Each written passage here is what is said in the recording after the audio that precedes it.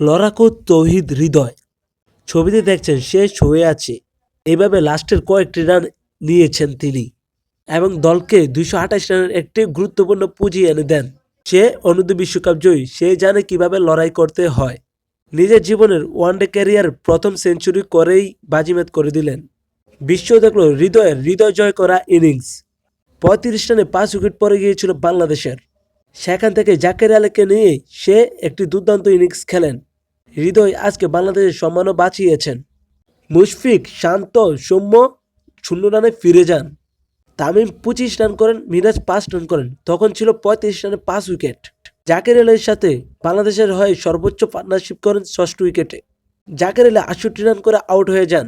শেষ দিকে রিশাদ ১৮ রানের একটি দুর্দান্ত ক্যামিও ইনিংস খেলেন। হৃদয় খুঁড়িয়ে খুঁড়িয়ে চললেও আজকে মাঠ থেকে ওঠেনি।